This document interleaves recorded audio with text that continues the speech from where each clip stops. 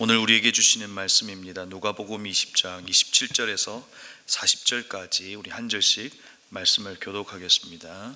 오늘 우리 큐티 책은 고린도전서라고 되어 있는데 오타입니다. 누가복음 20장 27절에서 40절까지 우리 한 절씩 교독하며 말씀을 보겠습니다.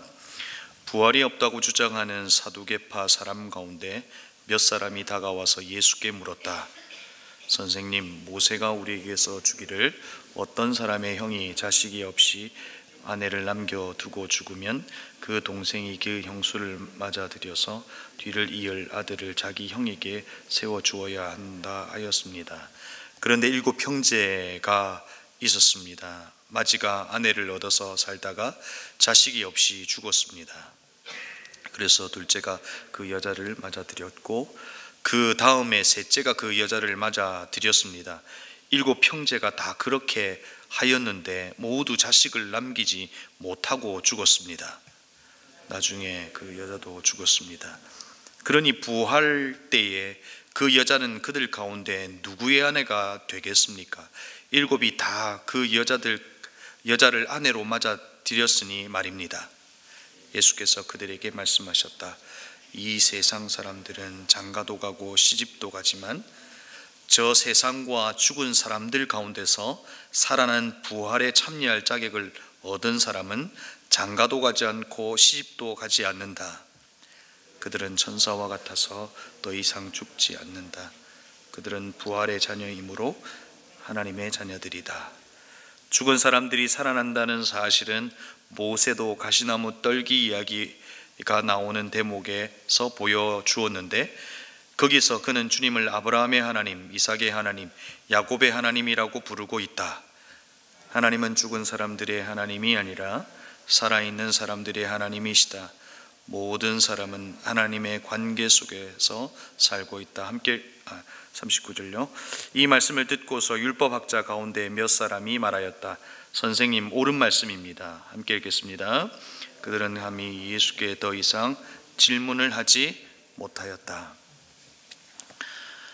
한 시인이 글을 적어 내려갑니다. 그 글의 내용은 모두가 질문입니다. 내가 바다를 한 번 더 볼 때 바다는 나를 볼 것인가 아니면 보지 못했을까? 파도는 왜 내가 그들에게 물은 질문과 똑같은 걸 나한테 물을까? 아버지의 생에 가장 행복한 때는 어디인가? 하면서 수없는 질문들을 그 책에 기록하고 있습니다.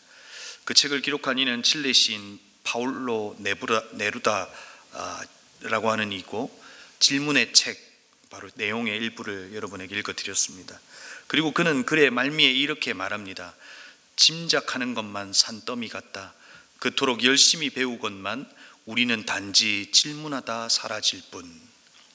그리고 그는 이 글을 남기고 세상을 떠나게 됩니다.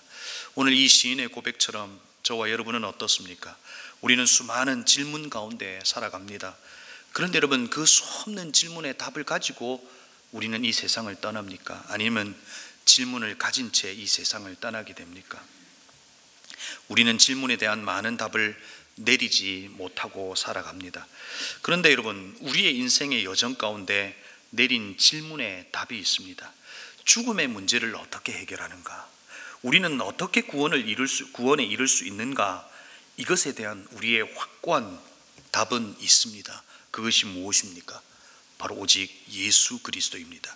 그 답이 있기에 오늘 이 새벽을 깨우고 있는 것이고, 그 답이 있기에 예수 그리스도를 통하여 기도하고 있는 것이고, 그 답이 있기에 이 세상을 영원하다고 생각하지 않고 우리는 살아갈 수 있게 되는 거죠.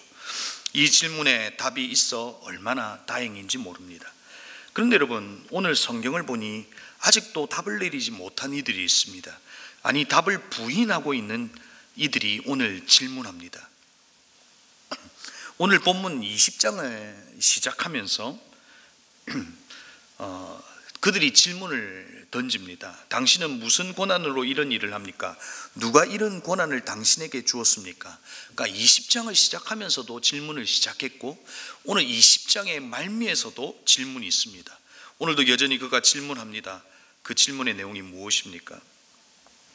여러분, 복음서에서 제자들의 질문과 오늘 이들의 질문은 사뭇 다릅니다.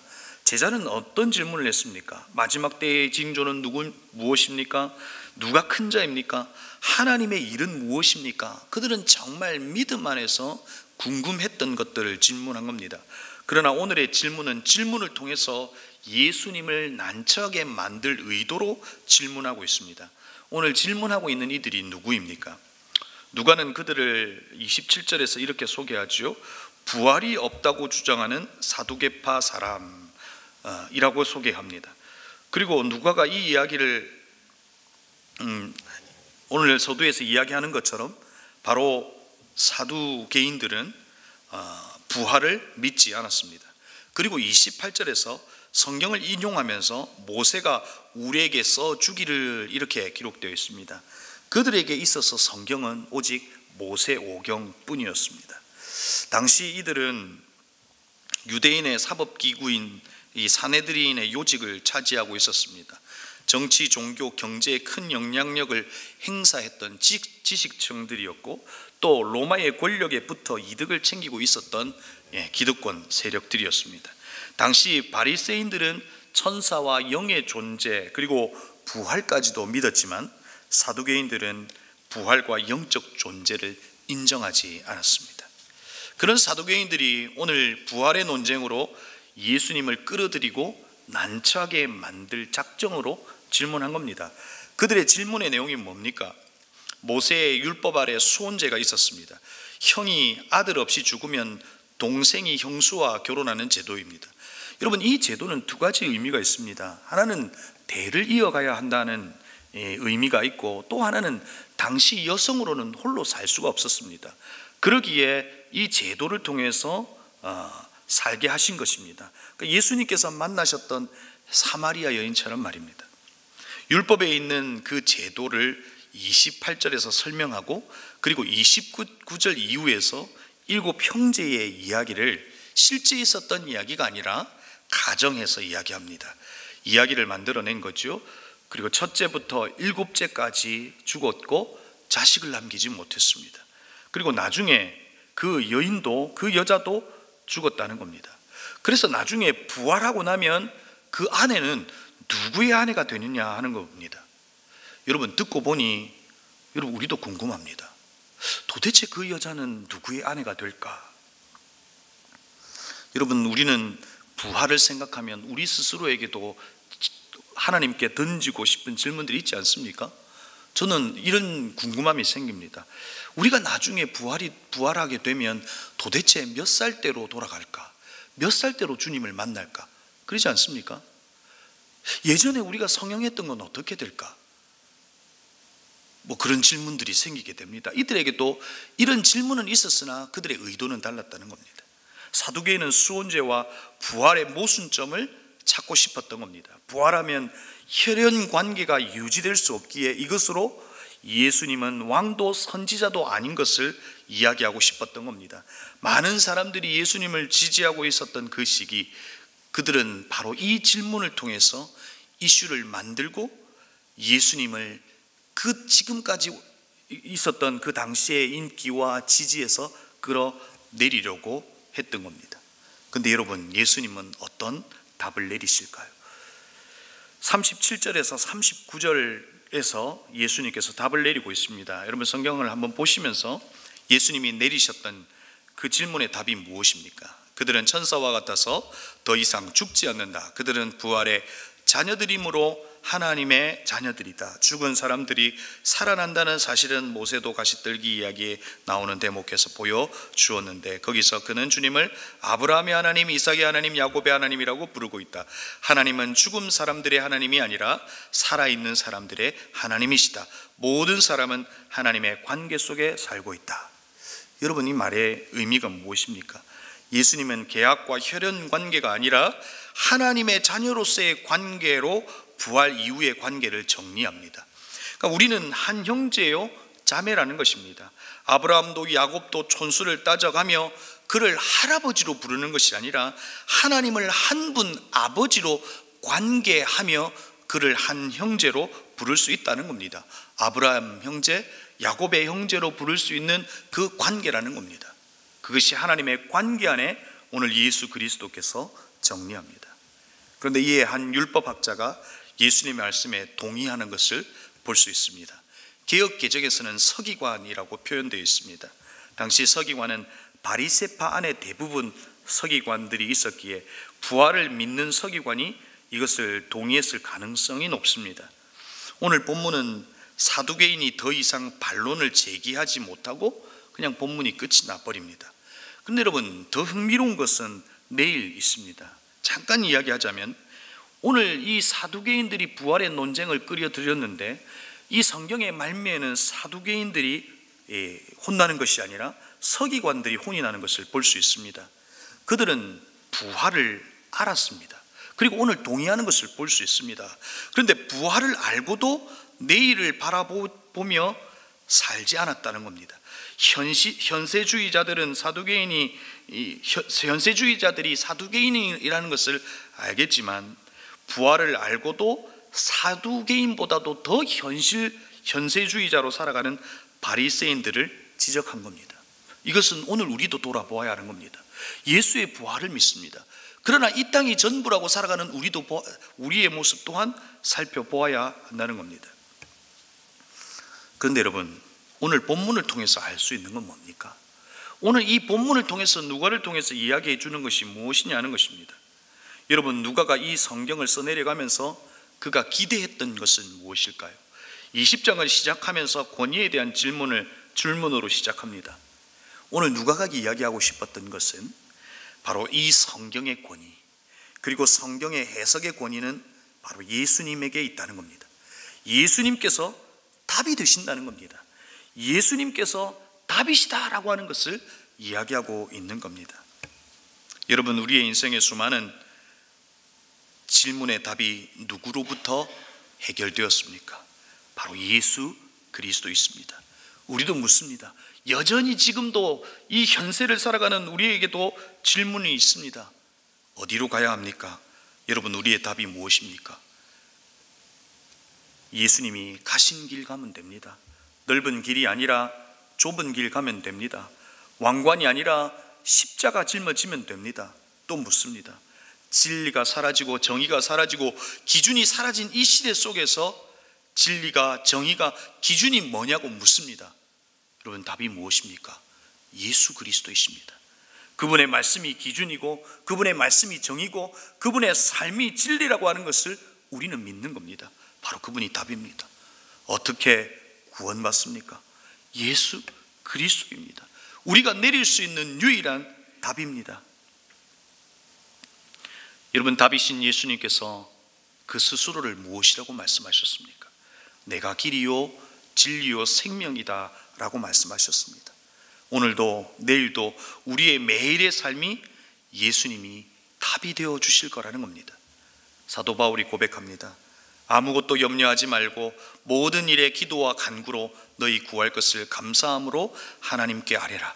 그리하면 모든 지각에 뛰어난 하나님의 평강이 그리스도 예수 안에서 너의 마음과 생각을 지키시리라.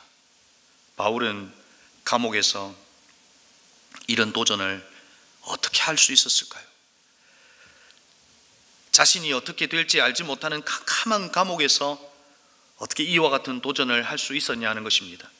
그는 알았습니다. 예수님이 답이시라는 것을 알았습니다. 그래서 그는 염려를 선택하지 않고 예수 그리스도를 신뢰한 겁니다. 그의 가는 길이 막혀 있는 것처럼 감옥 속에 있었지만 예수 그리스도가 그의 길이라는 것을 알았습니다.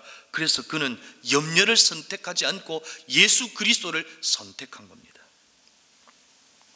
사랑하는 성도 여러분, 우리의 소망이 무엇입니까? 예수 그리스도가 우리의 인생의 답이 되신다는 겁니다. 여전히 우리의 답이 되시는 예수 그리스도를 붙들면 그분의 우리의 인생의 해답이 되신다는 것입니다. 사랑하는 성도 여러분, 오늘 우리의 삶에 어떤 일이 일어나는지 모르겠습니다. 여러분은 어떤 답을 찾으려고 어디로 무엇을 누구를 찾는지는 알 수 없지만 오늘 누가가 우리에게 알려주는 것, 예수 그리스도가 우리의 답이십니다. 어떤 것으로도 물을 때 예수 그리스도가 답이십니다. 그분이 우리의 답이신 것을 우리는 믿고 그 주님을 따르고 살아가는 우리 모두가 되시기를 주의 이름으로 축복합니다. 기도하시겠습니다. 이 시간 말씀을 기억하면서 기도하십시다. 우리도 이 땅을 살아가면서 얼마나 많은 질문이 있습니까? 우리의 삶에 벌어지는 뜻밖의 일, 우리의 삶에 갑자기 찾아오는 수없는 일들 속에서 질문합니다. 하나님 살아계십니까? 하나님 이 길이 옳은 것입니까? 질문합니다. 그러나 그 질문에 예수 그리스도가 답이 되어 주실 것입니다. 지금은 보이지 않는 것 같지만 예수 그리스도가 답이 되어 주실 겁니다. 그래서 오늘 우리의 결론은 그분을 바라보는 겁니다. 그분을 신뢰하는 겁니다. 답이신 그분을 바라보는 겁니다. 그래서 오늘 우리가 합심으로 기도할 때 하나님 답이신 예수 그리스도를 바라보게 해달라고 말씀을 기억하며 기도하십시다. 그리고 오늘 화요일은 교회를 위하여 기도합니다. 하나님 이 땅의 교회를 지켜주시고 이 땅의 교회가 예수 그리스도를 보여주는 교회가 되게 하여 주옵소서. 이 땅에 교회를 두고 기도했으면 좋겠습니다. 그리고 우리 교회를 위하여 기도할 때 이제 곧 고난주간 특별 집회가 있습니다. 그 집회를 통해서 예수님과 더 가까워지게 하여 주시고 예수 그리스도의 십자가가 하나님 더 가까워질 수 있도록 하나님 인도해 달라고 고난주간 특별 집회를 위해서 기도하십시다. 그리고 2달에 한 번 예수 영접 모임이 있습니다. 4월 23일 예수 영접 모임이 있는데 예수 그리스도가 문 영혼에게 답이 되게 하시고 그들에게 가장 복된 소식이 될 수 있도록 그 시간 가운데 역사하여 주시고 많은 이들이 그곳에 와서 주의 복음을 듣게 해달라고 기도하십시다. 마지막으로 우크라이나 땅을 위하여 기도하십시다. 고통 가운데, 절망 가운데, 답이 없는 상황 가운데 있는 그들의 아픔을 기억하며 기도하십시다. 하나님, 그들에게 길이 되어 주옵소서. 그들에게 생명이 되어 주옵소서. 기도하시고 여러분이 가져오신 기도의 제목으로 이 시간 합심을 함께 기도하시겠습니다.